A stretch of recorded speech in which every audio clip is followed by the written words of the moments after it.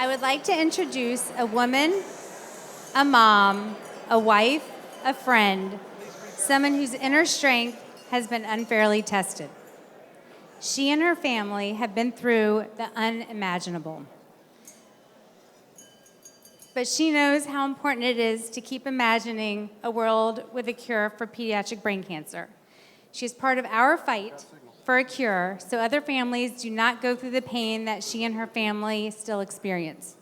Please welcome, with your open hearts, Shannon Cox.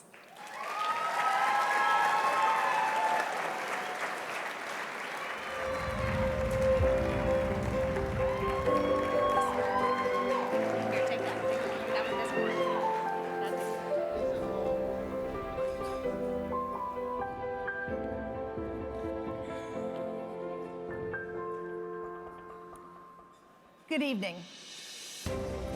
My son Carson died of pediatric brain cancer. Tonight I'm here to share our family's experience and tell our story. It's only been 2 years, and this is the first time I've ever spoken publicly about our experience, so you'll have to bear with me. But I'm speaking tonight in the hope that as a result of the research being funded by Ian's Friends Foundation, other children and other families will have a story with a better ending. In the summer of 2012, Carson had just finished 4th grade. I know I'm his mother and I'm incredibly biased, but he was an awesome, awesome kid. He was smart and he was funny and he was crazy, crazy competitive. For a 10-year-old, Carson was quite the Renaissance man, or boy. His interests were widely diverse. He loved hunting, and he loved fishing, and he loved eating at really expensive restaurants. And he loved Elvis Presley. Carson also loved sports. He played soccer and football and basketball and ran track and swam on our neighborhood swim team in the summer.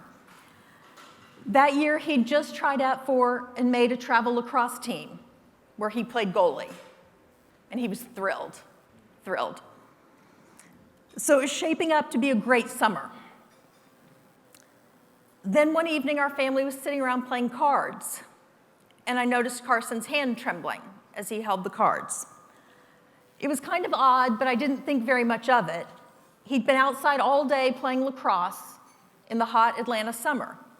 So I thought he was probably just dehydrated, and I made him drink a big glass of water. But we noticed the hand tremor again on some more occasions over the next couple of weeks.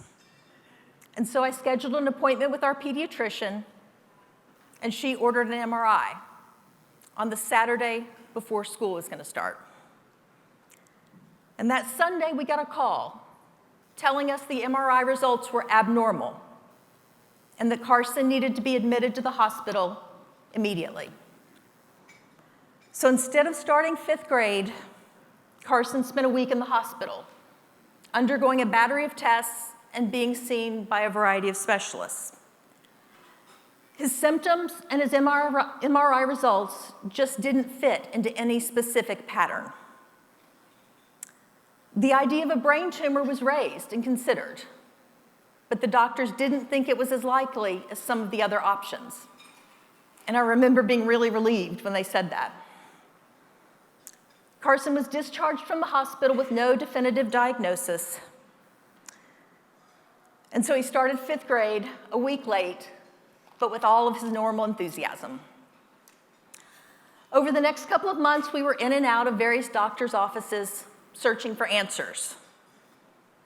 Carson began having problems with balance and coordination, and over Thanksgiving, his symptoms got worse. So the doctors recommended a brain biopsy. And that biopsy confirmed that it was cancer. The news we were given when we met with the oncologist floored us. We were told that Carson had something called gliomatosis cerebri, which is very rare. It's different from other forms of brain cancer because the malignant cells don't form a solid clump or a tumor. Instead, they form threads that spread out and infiltrate the brain tissue. That's why it had taken us so long to get a diagnosis. There was no typical traditional tumor to show up on the MRI. One analogy they used when they were explaining it to us was that it was like a spider web spread across Carson's brain. And because of that, it was completely inoperable. Not only was it inoperable, there were no good treatment options. There was no cure. During that first meeting, the doctor told us that gliomatosis cerebri was invariably fatal. She used those exact words, invariably fatal. They gave us a copy of a medical journal article that they said provided the best summary of Carson's disease. And I need to focus on this article for a minute because it illustrates so painfully the need for research and the importance of the work being done by Ian's Friends Foundation. First, the article reinforced what we'd already been told. The disease was fatal. Treatment could buy a little extra time, but no child lived more than a couple of years after diagnosis. But most important is that the article had been published in 2006, and Carson's diagnosis was in 2012, more than 6 years later. My first response was anger. I couldn't understand why I had been given such old, outdated information. Every day on the news, it seems like you hear about some kind of medical breakthrough. So I was convinced that somewhere out there was updated information with better treatment options. Now, I'm an attorney, not a doctor, but one thing I learned in law school was how to do research. And so I took all of my research skills and I poured them into looking for better treatment options. And I found nothing. There had been no new drugs, no new treatments, nothing that worked. Nothing had changed in the 6 years since that article had been published. We were in touch with pediatric hospitals around the country to see what they had to offer. And again, the answer was nothing. There was nothing at St. Jude's, nothing at Memorial Sloan Kettering, nothing at Duke. And that was even more infuriating, the fact that no progress had been made. There are no words. There are no words to describe the aftermath of being told that your child has brain cancer and that there is no cure. I remember sitting there sobbing, trying to process the news. My son, my Carson, was going to die. You hear about things and you read about things like that, but you never think it can happen to you. But it can. After a lot of tears, my husband and I made 2 resolutions. We were going to make the most of whatever time Carson had left. And second, we were going to fight. We felt compelled to fight, even though we knew we were going to lose. A dear friend who listened as I worked on this speech suggested that I call it fighting the noble fight. But there was nothing noble about it. There is nothing, absolutely nothing noble about watching your child be ravaged by brain cancer. We weren't being noble. We were desperate. We had no choice but to fight against all the odds because Carson deserved a chance. So we worked with doctors at various hospitals to cobble together a treatment plan using radiation and various different chemotherapy drugs. None of these treatments was very effective on their own, but the plan was to use them in combination to increase the effectiveness. And that held off the cancer for a while, and we lived as fully as possible during that time. We got to travel as a family. We went to Australia and to Hawaii. Carson finished 5th grade. He missed a lot of school, but he went on the class trip, and he went to the 5th grade dance, and he graduated with his class. And Carson got to spend time with his friends, going to watch them play in their sporting events, even though he could no longer play himself. Or just hanging out with them at our house, playing video games. All these boys, they were only 10 or 11, maybe 12 at the time. They displayed friendship and honor and a depth of character that was truly remarkable. Through all of his treatments, Carson maintained his quirky sense of humor. He knew his hair was going to fall out because of his treatments, and we had an appointment scheduled at Duke.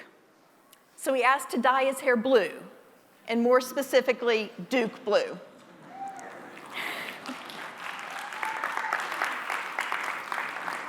So we went up to that appointment with Duke blue hair, much to the entertainment of the staff up there. When we went to Pittsburgh to participate in an imaging study there, Carson, who was a born and bred Dallas Cowboys fan, insisted on wearing a Dallas Cowboy jersey every single day he spent in Pittsburgh Steelers territory.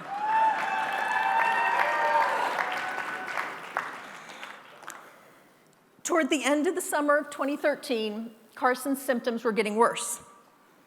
We heard of a clinical trial that had had some promising preliminary results. To be eligible, Carson had to test positive for a certain antigen. So they drew blood and sent it off for testing, and he wasn't eligible. There are some parts of Carson's illness that are just a blur, that I've blocked out. But I remember this call from the oncologist with perfect clarity. I recall her trying to calm me down with those kind of well-intentioned phrases that people use at times like that. And she said something like, "This just means it wasn't the right trial for him, and you just have to wait for the right trial to come along." And I screamed at her. I screamed, "Like what? Like what?" And the conversation stopped for a while because we both knew the answer. There wasn't anything.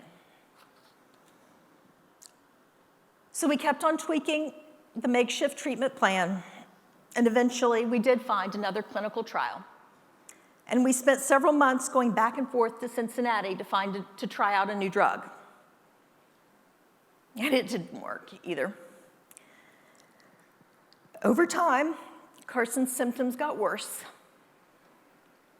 left him unable to walk, and then unable to talk. And finally, in July of 2014, he slipped away. And I miss him. We all miss him every day. We lost our fight. We lost. And it's hard standing up here talking about it. But we ask ourselves, what do you owe the next child? What do you owe the next family? Because that's the reality. There is going to be a next child. Some other mother is going to notice a hand tremor or some other minor symptom, and some other family is going to get launched into the same nightmare we did. It's going to keep happening, and it's going to keep turning out the same way unless something changes. But with the research being funded by Ian's Friends Foundation, there is the hope that other children will have better options and better outcomes. And that's why we agreed to share our story here tonight. We're so grateful to Cheryl and Phil for the work they've started with Ian's Friends Foundation and for their commitment to continue the fight until there's a cure. And by being here tonight and by contributing to Ian's Friends, all of you all here have joined us in that fight, the fight that's going to continue until there's a cure.